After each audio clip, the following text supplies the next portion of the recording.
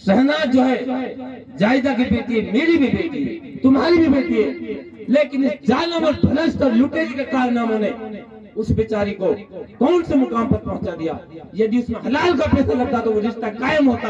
आप समझ, मैं छाती चौड़ी करके कह रहा हूँ, मेरी भी बेटी हो, आपकी भी बेटी है, लेकिन इसका गंदा पैसा ने, बद्दुआओं ने उसको उस मुकाम पर पहुंचा दिया कि वो रिश्ता विदिन 6 महीने के अंदर टूटा, तलाक हो।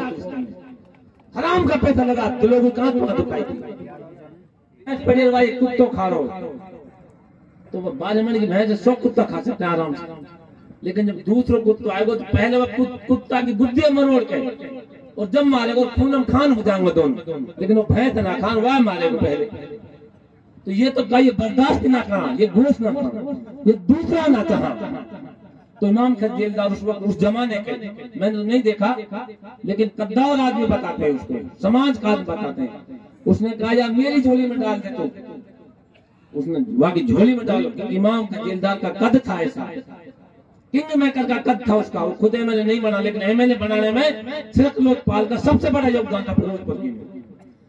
वो दीन मोहम्मद को लाए और 1967 में जब हरियाणा अलग हो गया, 66 में अलग हो गया था, फिरोजपुर से चुनाव हुआ और तैयब को जबरदस्त वोटों से शिकस्त दी। किसने? दीन मोहम्मद ने। तो ये वही सीए मुख्तार, वही दीन मोहम्मद है जिसकी इमाम खजीलदार गए थे। इसको आप ढूंढ के लाओ बिना जेलदार के, इंशाअल्लाह तैयब की बेटी को ऐसी शिकस्त देगा सीए मुख्तार जो भूली लौटेगी नहीं कभी कामा को।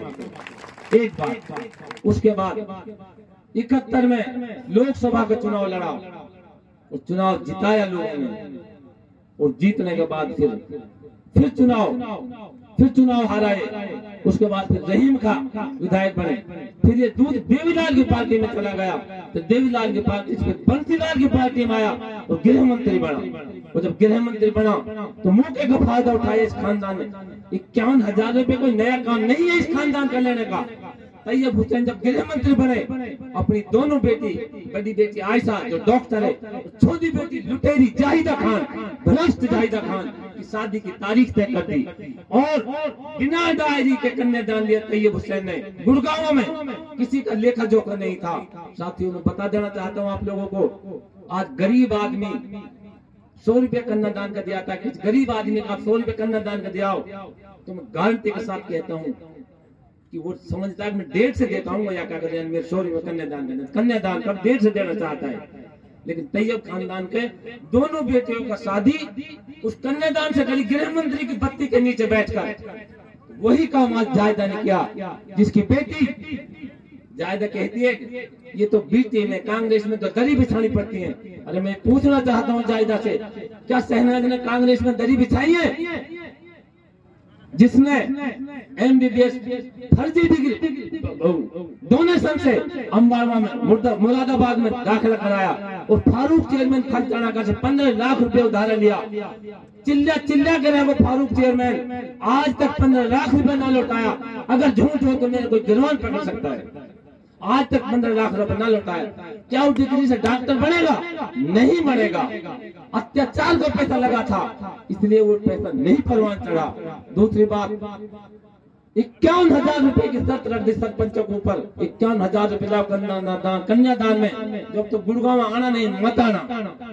साथियों, क्या आंख में महसूसी होंगी उन्होंने, और 51,000 रुपए लेके गए इस तानाशाह के डर के कारण।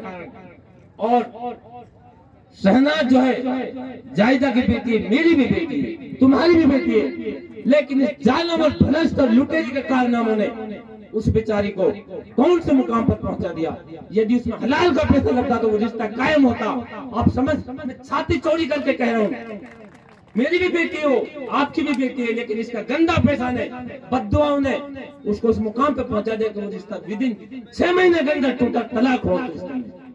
हराम का पैसा लगा तो लोगों का दुखाई थी।